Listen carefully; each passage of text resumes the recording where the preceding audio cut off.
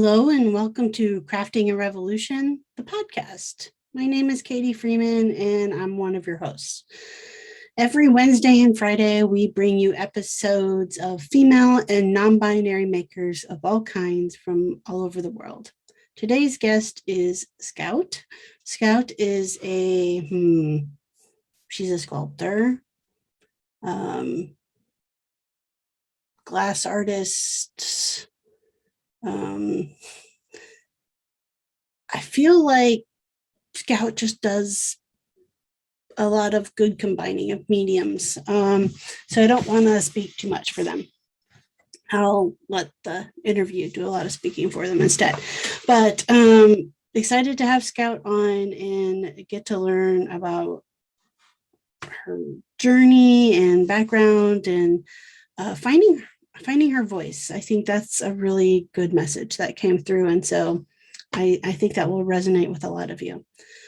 Before we hop into it with Scout, though, I want to give a big shout out and thanks to the Pod Squad over on Patreon. So thank you so much, Lee at Lee Runyon, Annette at 513 Woodworks, Katie Thompson at Women of Woodworking, Kevin, Lefty's Woodshop, Christy, Twisted Twine, Jeremy Speece, Sammy, Go Sammy Lee, Rachel, Moody Makes, Bonnie, Tool Mom Bonnie, toolmomstore.com, Laura, Oakley Soap Company, Brandy, Studio Obey, Lee, The Rainbow Carver, Ellen, Little Bear Furniture, and Ethan Carter Designs.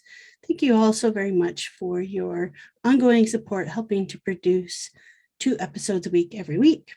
If you would like to get your name added to this list that is thanked at the start of every episode, you certainly can. Just head on over to patreon.com/crafting a revolution. And no matter what tier you pick, your name will be added to this list. All right, let's head on into our interview with Scout. Well, for my podcast, I like to start by asking my guests to introduce themselves. So would you do that for me? Yeah, I am Scout Cartagena. Pronouns are she, they. I live in Philadelphia, Pennsylvania, and I'm originally from Baltimore. And I am a educator, glass blower, or glass artist, I would say, and printmaker, and anything else I want to throw at myself. It sounds like a typical artist maker right there. Yeah, it does. Awesome, and thank you for sharing your pronouns. I appreciate that. So I want to ask, kind of start with a pretty broad question, which is I want to know your story, like, from baby Scout to like where you're at now. I love the term baby Scout because I'm just like imagining babies in oversized Scout clothes just being like doing knots. Yeah, so I come from a man named George Cartagena, who's from Puerto Rico originally, and my mother, Patricia Cartagena, who is from the US. I always said Chicago is where she's from, but apparently it's not. So, Mom, I'm so sorry that I never remember what state. For a dad who's in Puerto Rico, he's kind of like very. But then when it comes to like remembering states, I'm just like, but you were in Chicago and we have family in Georgia. She's Black and she's amazing and she's the sweetest woman on this earth. I am one of many children. I have 4 brothers and I have 2 sisters. I am right in the middle. Okay. I'm the oldest girl. And I am like, after all the boys, I came right there. And then there was the 2 girls after. But my parents are military for retired Air Force. So I grew up like traveling. So I lived in Japan as a little baby, in Misawa, Japan. I lived in England for a really long time, in Norfolk, and then the US, and then like every state besides the West Coast we frequented due to travel. So like, Baltimore is like Maryland itself is like the longest I've ever been anywhere besides the England. So I like to say that's like my home, but my heart does have like a lot of the most important years of my life was like also in England as well. Like a lot of like childhood memories are like very deep there. But yeah, and I got into art very young, apparently.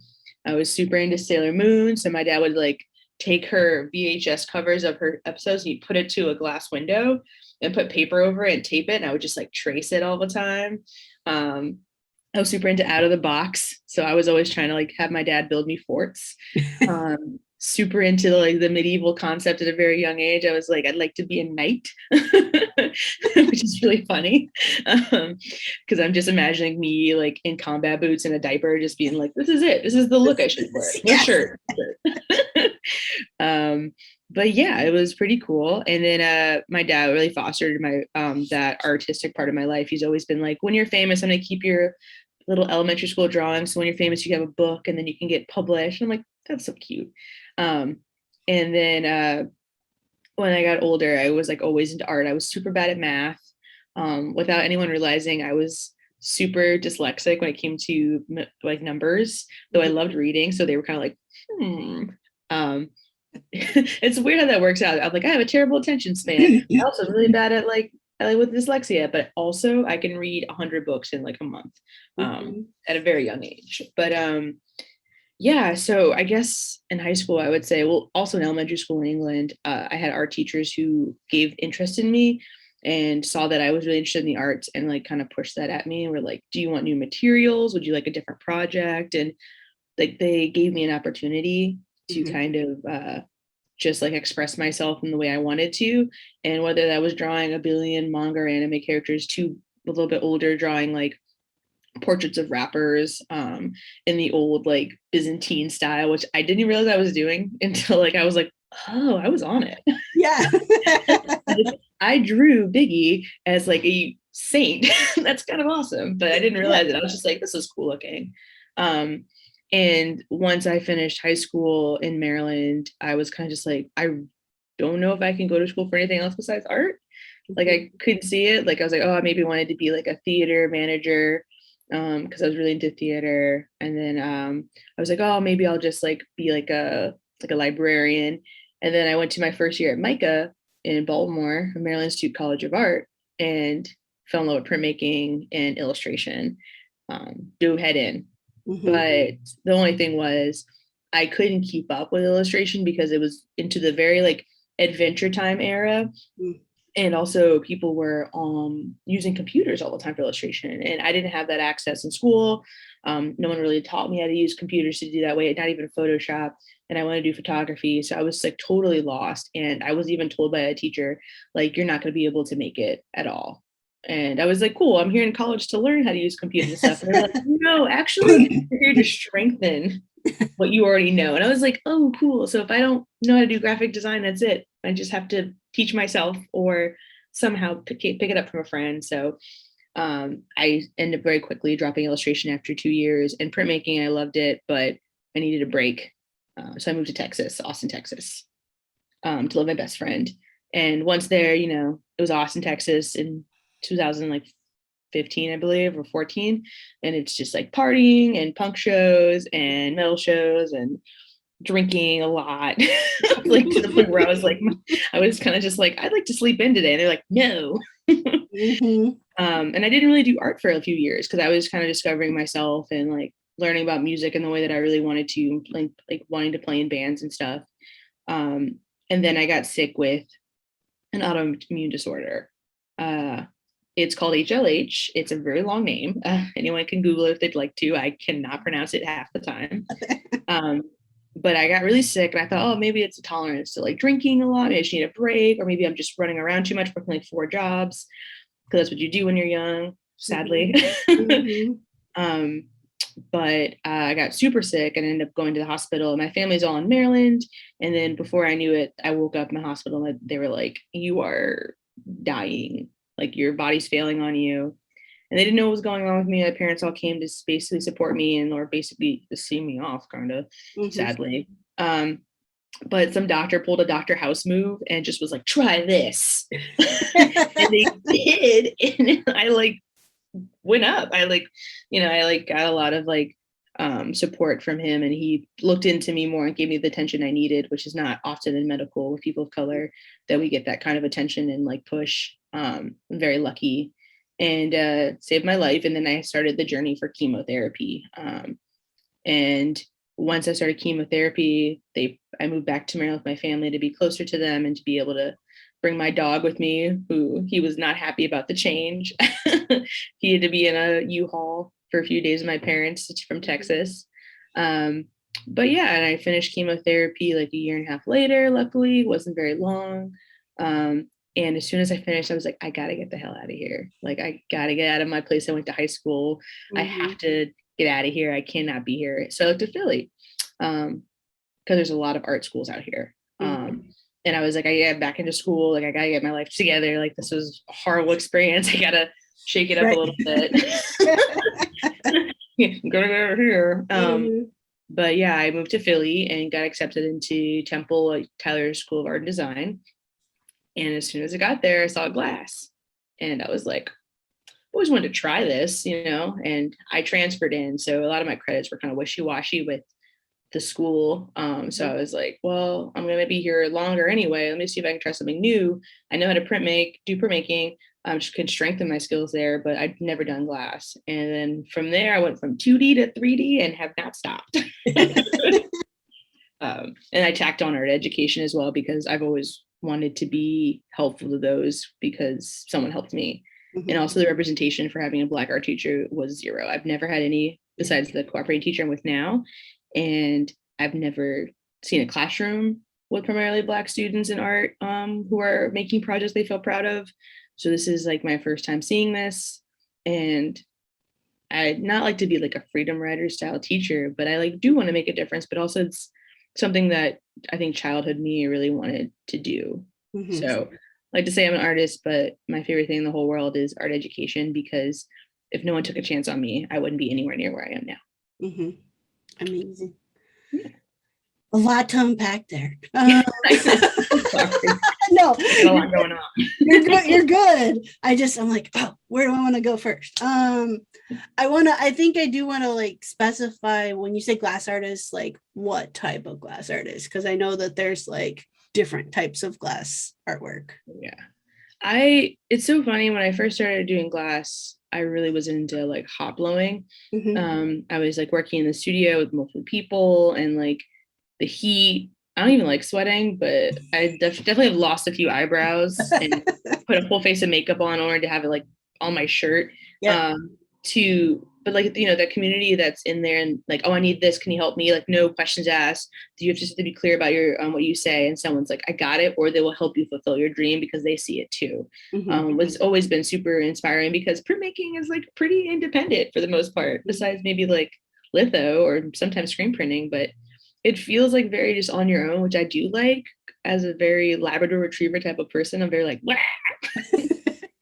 so having moments of quiet to work on something I really want to see move forward is great, even when I'm frustrated with it. So glass, I was frustrated. Someone's well, we could either try something new. What if you tried this? I could add a bit here. Just really inspired me. But as I get older, I have a lot of early onset arthritis in my hands, and I can't really make fists a lot of times, or I can't hold anything heavy, or walking back and forth all day. I start limping because of my autoimmune disorder. I'm very weak at times. So I've actually retracted from the hot shop for a little bit and just been kind of doing printmaking on glass, printmaking rings into glass, sculptural pieces that are glass but other items, which I did question for a long time. I was am I still a glass artist if I'm not always using glass, or that's not the main vehicle I'm using? What does it mean to mix them together? So yeah, so I would say I dabble in all of it, especially even kilns and stuff like that. So I'm figuring it out. Okay. Hey, Pond Squad. I would like to give a big shout out and thanks to this week's sponsor, Rockport Works. They offer safety footwear that suits people's occupation and lifestyle by incorporating performance, safety, and style into every shoe and boot. Each shoe features a slip-resistant outsole and a toe cap, varying between steel, alloy, and composite. Other features such as electrical hazard and shock protection are also available depending on your safety needs. So Rockport delivers extraordinary technology-based comfort using the latest advances in construction and design to create both modern and classic shoe styles. So whatever the outfit, they've got you covered. Their goal is to support your style, to take you from work to leisure and everything in between. Try Rockport Works for yourself and change the world without changing your shoes. Now, they offered to send me some boots, and I said, hey, look here. I got lots of boots. I got plenty of boots. I really, really, really need a shoe that's going to work for me out in the workshop. Because right now, if I don't feel like wearing my work boots, I'm wearing my tennis shoes. And not only is it hard on the tennis shoes, those aren't really the best to wear protection and safety wise out in the shop. So they sent me a pair of their True Stride work shoes, which are these slip-on shoes that have a zipper on them, and they consist of moisture wicking micro mesh liner and a leather upper, and they've got this nice little cushion in the heel that really is helpful for my lower back personally. They have these shoes available in sizes from 6 to 12 in both M and W widths. I went with W because I've got a wide foot. And I'm just going to let you know. So I went ahead and ordered my standard like 8 wides, and they do run a little bit big on me, but I love them even more for that, honestly, because that makes them easier to slip on and off. So I just slip right in, head on out to the garage, do some work, come in, take them off, don't track sawdust all over the house. So it is fantastic. The shoe, besides being super cool and comfy, also meets all ASTM safety standards and requirements. All right, so if you want to try out a pair of the True Stride shoes or any of their other work boots and shoes, head on over to Rockport Works and you can use discount code Freeman 25. That's Freeman, FREEMAN 25 to get 25% off of your purchase at checkout. So take advantage of this super sweet deal for listeners of the pod and head on over and check out Rockport Works. All right, let's head back into the episode.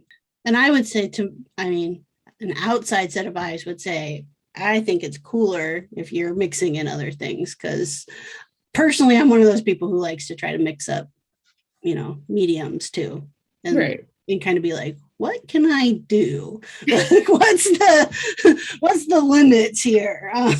Exactly. Like I'm currently like learning how to use a CNC machine with wood and like learning to mill wood myself. And I'm in the sculpture department, just like looking around like, what's a jointer? Anyone know what a jointer is? Or what's a planer? And everyone's just like, I will help you. And I'm like, cool, because I'm just trying this really wild idea. And they're like, okay. Yeah. Exactly.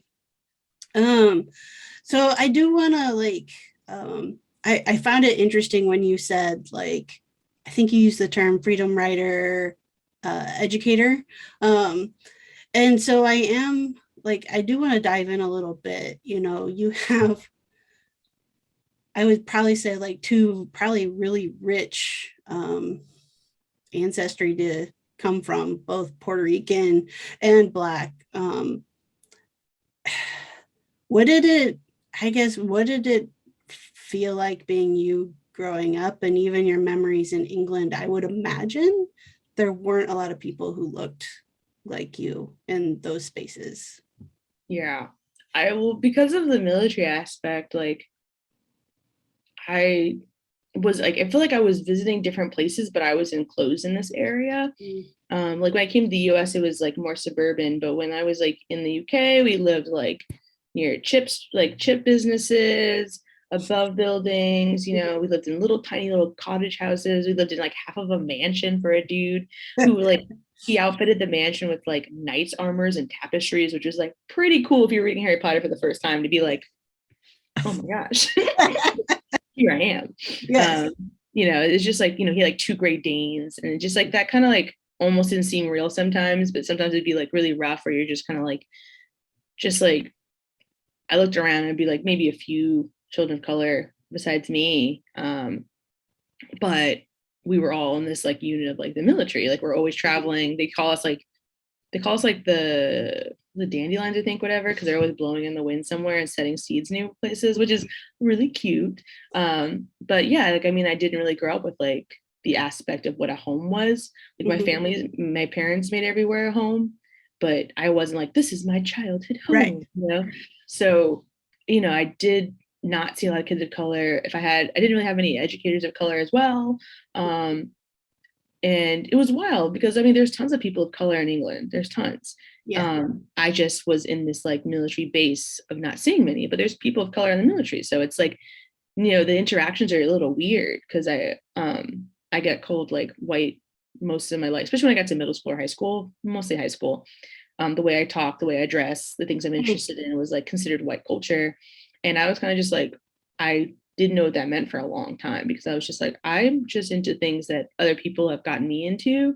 And I don't really know what it's like to have that for a while, like be like designated as white or black. Even my mother, like her family, a lot of them live in Georgia and they're just like super cute country. They live near Atlanta. Like they like drinking beers and with the garage open, like sports and like talking about things like movies and actors, but like they're black. And I'm not saying I don't see color. It's just one of those things where it's like no one, they made fun of me for being the artsy weird one.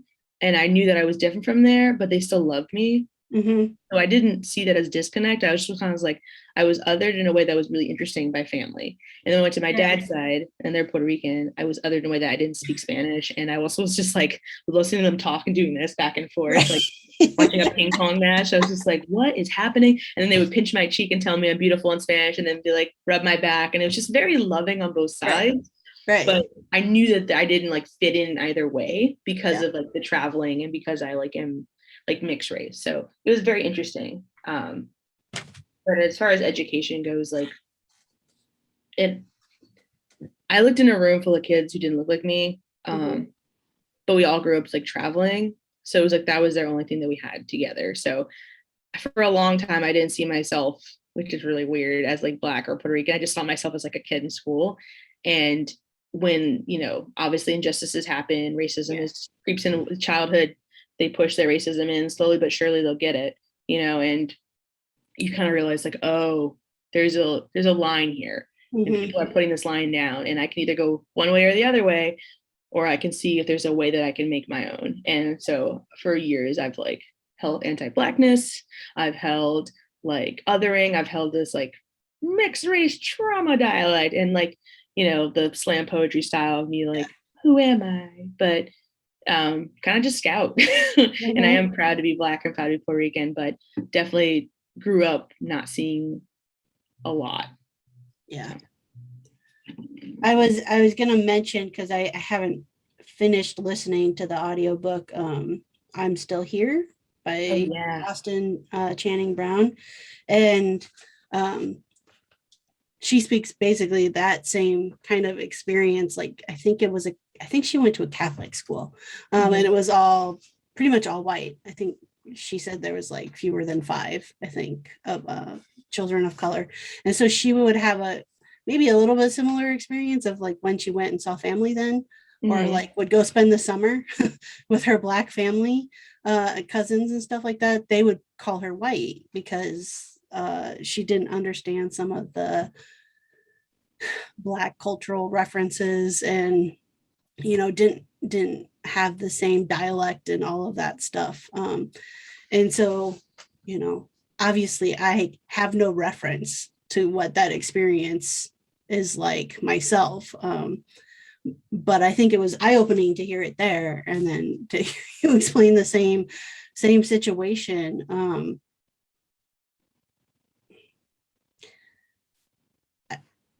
I guess I want to ask like a bit about your journey to getting comfortable of just saying you're scout, you're who you are, Yeah. um because I can try to imagine anyways that it would feel like a little bit of like where do I belong, Yeah. um you know um and then even I guess getting to a space of like you mentioned at the start your pronouns, that also brings in another intersection of things. Oh, It's all a mix. It's all swirling together. And like, it's like when you like mix watercolors, it gets a little muddy. You're like, what's happening? Hopefully That's something right. will come out of this. No, it's true though. Like, I mean, I've always identified as like, in my mind, as queer. Like elementary school, I was kind of like, something's up here. Cause I kept like being super in love with like Esmeralda from Notre Dame and Mulan. And I was like, oh, I want to be them, but I was like, they're like really pretty. And like not a way that's like, oh, they're so cute. But I was just like, That's right. oh, they're so cute. You know? And then like, you know, I like really love the Tamora Pierce's books about like lady knights and like girls who cut their hair off and assume roles of masculinity in the medieval era and just like taking charge and then be like, aha, I've had boobs all along. Right. You are down, you know, like Yeah. checkmate for like the women.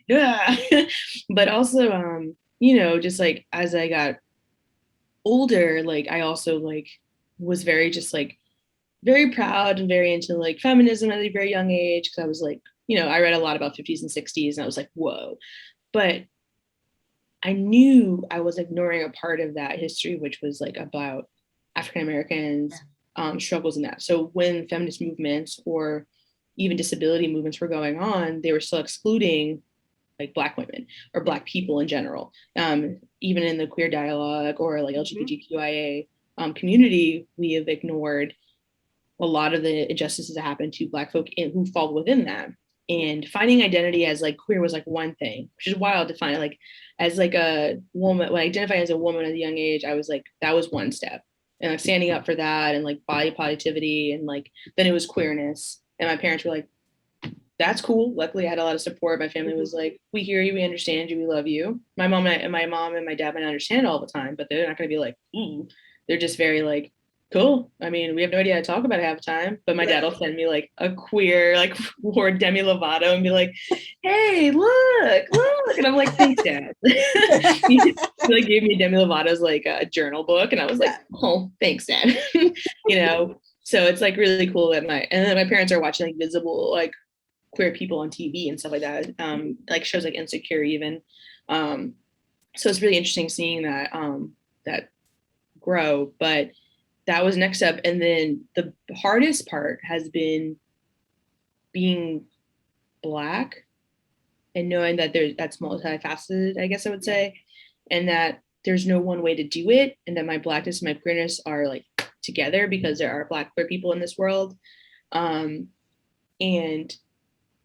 knowing that like I don't do the whole color blindness thing. I can't not acknowledge that I am a light-skinned Black woman. And then I came into pronouns, which is like, for me, I was like on the outside. I felt like, you know, I went to art school. So I was like, oh, what's that mean? Oh, what's that mean? Oh, cool. Blue hair and queerness seems to go together. You know, dyed pits and mullets go together. Like, and I was like, but I'm not either of those. I don't like theater musicals. I like theater. Don't like musicals. Very rarely. Chicago, mwah. It's probably because it's so queer. But you know, like I just like it was all like the pieces were all there, but I did not connect them as my identity for a long time. And being gay and being punk, like I just didn't see people like me. And then I'm like femme presenting to a lot of people. And what that looks like, saying I'm like, oh, I'm a pansexual or a bisexual person. And everyone's like, yeah, but you date mostly like cis dudes, and like, but then they're white a lot of the times, and like what it looks like to my Blackness. So just fighting these like multiple sides of things was exhausting for a really long time. And then I hit like 25. And then, you know, and then quarantine happened. And I was just like, yeah, I hate to say this, but like I'm getting a little too old to be like frustrated with this crap sometimes, you know, like identity comes in all waves. You can be 82 and understand like who you are. Right. But I was just like, yeah, I'm kind of done with like being upset about who I am and having my question myself to the point where like I don't like me. And that does happen with like having bipolar disorder, like, you know, like what is the real you, what isn't, you know, and coming to terms with what might be presented. But luckily, I have an awesome therapist. Shout out to Lavonda, who is my first Black therapist, and was just like, you can't stop being you, but you feel like you're on an entertainer. You feel like you're always on the spot, but you cannot stop being the authentic you. You just have to find time for resting for yourself, you know? And so I am being me. I just don't think it is me because it's so on. Yeah. So all that comes together but just to say, like, it took a long time. It's still taking time for me, but I'm finding a lot of peace and comfort in that, and having a community that's my own, that doesn't follow any trend on all spec. Even the marginalized communities doesn't follow a trend. Yeah. You're just like, oh, how do I be Black? How do I want to be gay? And everyone's just like, oh, no, you don't have to go to clubs and party, and you don't have to like go to Pride every single year, and you don't have to know all the lingo. You just have to be you. But also, mutual aid and being there for each other is a big part of it too. So that's kind of how I found out about me. Still figuring it out, obviously, because I'm only 28, but it's one of those things where at the same time, I'm just like, I can take a step forward with my work and who I am, because I see what people see when they look at me, and I'm able to push forward as like, no, but this is me. I don't know if that makes sense. This probably gives you no hope whatsoever, but I just turned 40 and I still am trying to figure out who the hell I am most of the time. So I don't know. I feel like life's such a, like, so corny. Life's a journey. Take it one step at a time. It is. I will say it gets better. Like, I'm definitely like, I am looking forward to my 40s. Like, you could not pay me to go back and live my 20s again. You just could not. Being 28, I'm still kind of like, ooh, early 20s me? Ooh. Yeah. Rough time. Everyone involved, I'm so sorry. Exactly. If you knew me in my 20s, early 20s, no, you didn't. Exactly. Just forget that. Skip to now. Yeah. Doing great now. Let's just talk about that. Exactly. I guess I'm curious. I know so much, like, being an artist, or, you know, a maker, like, a lot of times I think we feel our feelings in our work. Like, that's how we kind of process it. And so I'm just curious, like, how have you seen all of these kind of iterations like come through in your work? So I always joke around this time, my first year at Micah in a foundations class, I had this white gay male teacher asked me because I used to make illustrations based on like animals and like carnage and very metal like imagery, but also like very like intricate. He said to me, why don't you just make work about being a Black woman? Like, that's your experience. Like, why don't you use that? And I was like, looked around the room, there's only like 2 other Black kids who were like from like DC or from actually like in the city of Baltimore. And we were totally different, but we had this like, we knew each other. And they looked at me, and I looked at them, and I looked around the room, everyone was looking at me like nodding with him. Except for the 2 other Black kids who were like, oh no. And I just was like, I'm sorry. And I apologized, which feels really weird to look back, that I like felt so truly sad that I disappointed someone about who I was. Like, not like I lied about anything. I just kind of was like making work and discovering as a freshman in college. And I just was like, I'm sorry. And I kind of from there was like, I don't want to make personal work ever, because there's this stereotype about Black folk making personal work. It seems like the narratives are very like about historical racism. They're about like, you know, there's like this free flowy bohemian Zoe Kravitz style version as well. There's like all these different types that I was being pushed forward by like white educators as like the person to look at. Those really hard narratives that like fell into a pattern almost.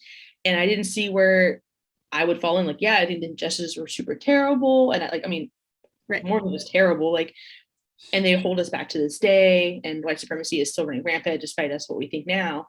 But I was like, do I want to make that? No. Do I think I could? No. Do I even have the mindset to get into that right now? No. I just want to go party. And I want to be able to sneak into concerts. That's all I wanted to do. So I just felt really weird, because I just wanted to make band merch and make like posters and t-shirts for these bands I really like. I didn't even think about that stuff. And I felt kind of like forced and weird, uncomfortable. And for years, I just made work I thought was just interesting and like looked good. I just didn't even want to think about concept any deeper, because if it got personal, I felt uncomfortable. Mm. So I shied away from it for years. And when I got into glass, I didn't really think 3D. I thought installation in my brain, like I wanted a room to take up space with work in it, but it was still 2D work mixing with like installation and not like 3D aspects. So when I got into glass and just saw what it did and what shapes it made and what like black glass looked like, it's like, oh, so sexy. Black glass is so sexy. And just like started looking at that, I was like, oh, there's something I want to talk about. And it was like the medical trauma I had gone through. Mm-hmm. And then that mixed in with like identity, like who am I after being sick? Who am I? Who was before being sick? What does it look like for the memory gaps I have right now? And what do I remember? And why do I remember it? Mm-hmm. And I started making personal work. And it felt kind of bad at first, because it'd be a silent room crit where you just like present the work and everyone's like, okay. Like no one really asks any engaging questions. No one really pushes forward. You say this like concept is very personal. And if you are one of the few people of color in your classroom, no one's going to try to poke the bear on that one. They're just like, oh, okay. So everyone's kind of timid and scared. They're like, I'm not calling this Black woman if her work is interesting or not really interesting. Like everyone was kind of like, what am I going to do? Like, what is that? But I wanted conversation. I wanted to know like if I was on the right path, but I didn't feel like I was getting it from my peers for a little bit. And so then I started pushing the work and being like, I just want to make it. I just want to try it, and my faculty was like, yeah, keep doing that. They were like slowly in the background, like rubbing their hands, like, you're doing great. And they like quietly, like, and very like openly then started pushing me forward. And I started getting that momentum in me. I was like, you know what? Screw it. If they can't like back me on this situation, like my peers can't give me what I need, I'm just going to make what I want to make, and then look for the opinions I'm looking for and look for the voices I want to hear, see what I'm doing. And I got it. And then my peers started following suit. And then I started being able to talk about my work professionally. And my dad came, saw one of my pieces, started crying. My mom was super proud. My dad wants that piece in his house, even though it's like a whole desk and an installation. I'm like, there's no way that's going in a house. My mom would be so furious. She'd be like, why? But also proud, but why? But I started falling like in line for me, and my identity started falling in with that, because it's just, I make personal work now. And sometimes I'm like, so here's some unloading of trauma. And everyone's like, holy crap. And I'm like, is that bad? They're like, no, but like, that's a lot. And I like to say that I'm a lot. So it's nice to know that my work is getting opportunities that it can, when I'm just making to make for myself and for processing. Mm-hmm. So, I guess I just want to say, like, no, it was not me personally, but I feel the need to say, I'm sorry you had that experience from white instructors, because, yeah, they were trying to push a certain, narrative on you. But I guess I wanted, because I feel like, for one, like, they were pushing what they assumed your personal narrative was going to be on you. So that's pretty shitty. And hey makers, today's episode is sponsored in part by toolmomstore.com. At toolmomstore.com, you can find any and all tool-based merchandise for all genders, all sizes. They've got mugs, they've got shirts, all kinds of cool stuff. I have one of the shirts myself that has the hashtag woodworkher on it. And I also have a couple of the mugs that define what and who is a tool chick. So super excited with the merchandise that I have. I know that you will be satisfied as well. And also, great discount for those of you who listen to the podcast. At checkout, if you enter the code MAKERMOM, you will get a 20% discount off any of the merchandise that you buy. So that's just toolmomstore.com. All right, let's head back into the action. But I do want to dive in a little bit, because you've found your voice, and it looks how it looks for you. What was, I guess, scary about trying to find that voice then? Imposter syndrome. Just straight up imposter syndrome. Just like when I got discussion or good feedback, or when there were opportunities about showing, or a little bit like, I feel like I was being like really supported. I started getting this weird vibe that I might not deserve it. Then there were jokes about like tokenism, like people would be like, you're token. They make a joke or like, and it was all funny, but not really. It's one of those things where I was like, ha, ha, ha, oh my God, is that what they see? Because the jokes come from reality. So it was just one of those things where like, my picture was suddenly on things in the school, and people were like, oh, I've heard of you. And I'm like, why? I'm just starting to, I didn't even think my work was like craft based that strong at all. And it didn't feel like I was getting it because the work was strong. I was getting it because I was not common in the glass world. I was not walking around constantly. There was like only two people who identify as Black in the glass department at that time. And I was like, why am I being looked at? Why my craft isn't as strong as the other person of color in this department, identifies as Black. Why is anyone talking to me? So it was just one of those things where I didn't think I'd really truly deserved it. I'm like loud and I like to run around and I like to talk. So I was like, oh, maybe it's because I'm really friendly. Maybe it's because I'm like running around every department I possibly can, right, getting their materials and apologizing for even saying hi to them because I just want to get in there. Maybe that's what it was, but it's taking time. But I'm starting to realize like I work hard. I think things through as much as I can. I push what I can. And I try to create an aspect that people feel comfortable in, so people don't feel like I do, So I think I might be why, but that's been the hardest part. Also funding has been really hard. Like a lot of people do want to give their money to people of color to help them out, but you have to really be putting your foot out there. Like you got to put your whole ass foot out there. And what does that look like when you're just starting? You're like, I'm not sure how to present myself as a professional. Like, what does that look like? And I'm not even considered a professional, but I'm like, money me, please. Yes.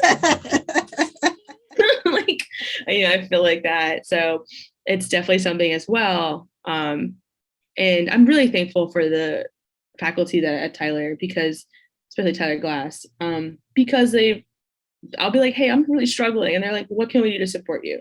Or I'm like, hey, I don't feel like I deserve this. They're like, please shut up. And we're here, shut up.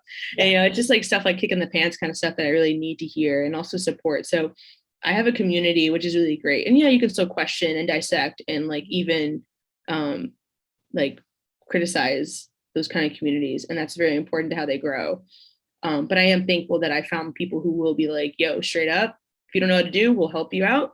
If if you feel like this doesn't look good, how can we make it better? And the conversations are flowing really nicely now. So those were the hardest things to deal with. And to this day still kind of haunt me, but they're getting smaller and smaller as I feel more and more confident.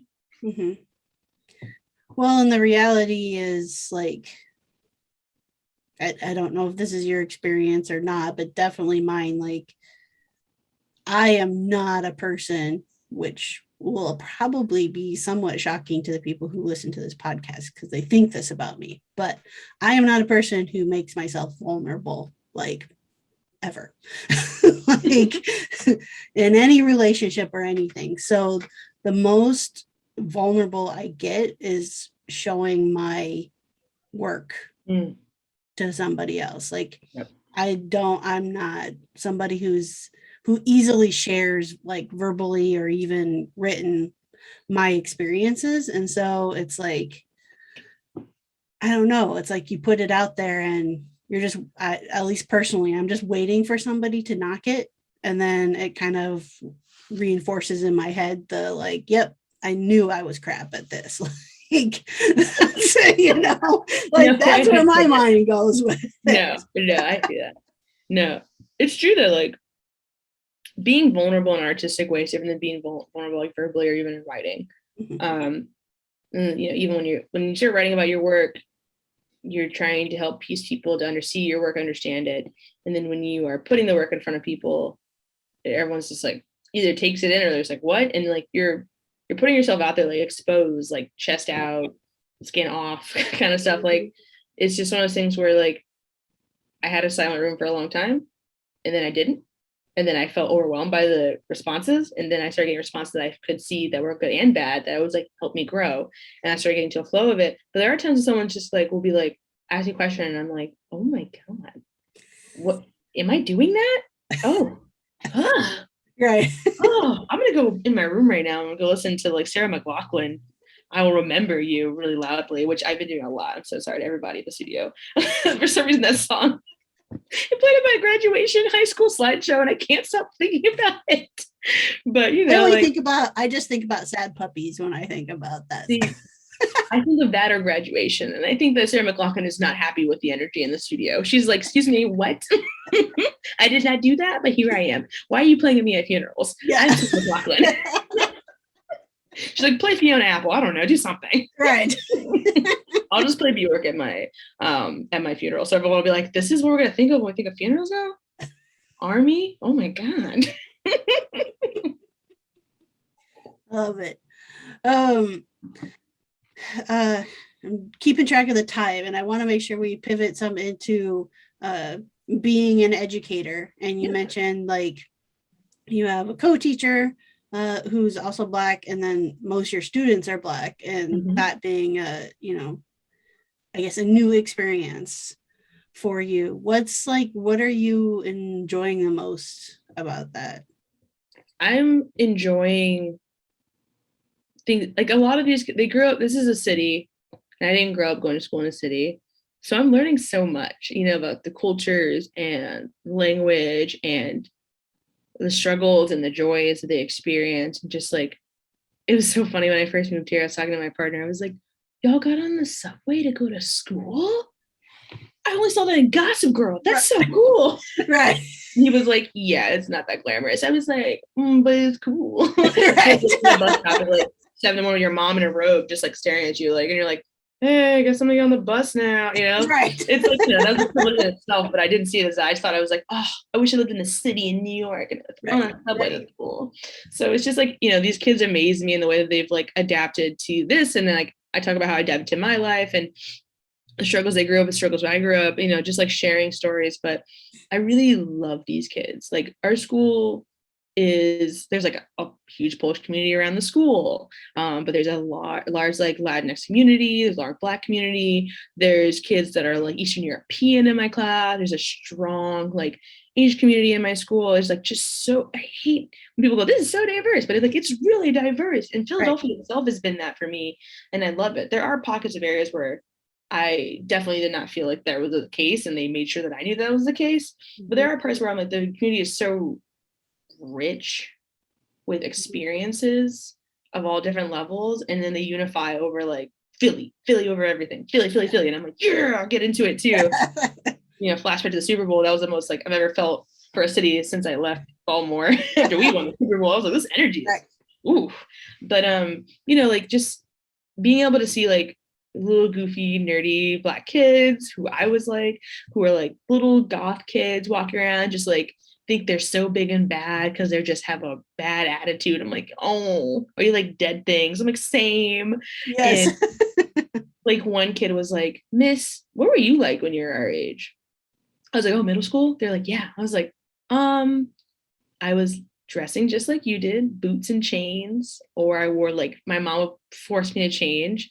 So I grumpily did that. I didn't really know how to do my hair at all. My mom, I wouldn't let her wrangle my hair at all. I was like, "Please don't touch my hair. I want straight hair with bangs.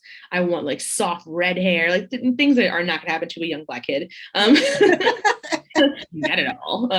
My crispy bangs that just like sizzled on my forehead said the story when I was a kid. But just like I looked like you and I acted like you, and I thought I was bad and mean and I was a lone wolf, but I also like wanted to have community and friends. And I'm a weirdo who loves metal, and I'm a weirdo who loves horror movies, and I'm a weirdo who like cries watching Gilmore Girls. Like, like I'm you and more. I'm all of you in a certain extent, and they're just like, "Oh," and I was like, "Yeah, so weirdos grow up and we do things to help other weirdos like you." And they're just like, "Oh," like it's cool because middle school is that time when they're figuring out who they really are.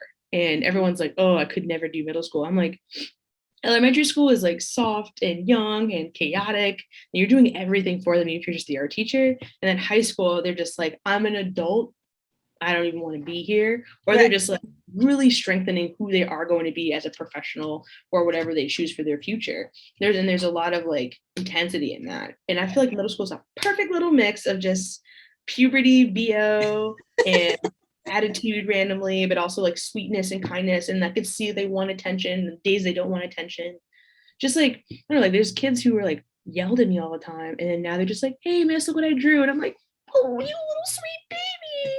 And then they just ask me how my day is. When they say they miss me when I'm gone for a day, like it just means something. Even when I don't feel like I'm a strong teacher, like I'm still a student teacher, but like I've had days where I don't feel like I'm doing the right thing. And then kids are like, we missed you. Where were you? But they're like, are we doing that again? I like doing that. And I was just like, okay. So that's always pretty great. Just knowing that they like do wonder where I am. So that's nice. I think the reason most of us say you're crazy for teaching middle school is because we remember being in middle school. Yep. I can't remember birthdays, but I can remember like middle school being like, ooh, that was rough.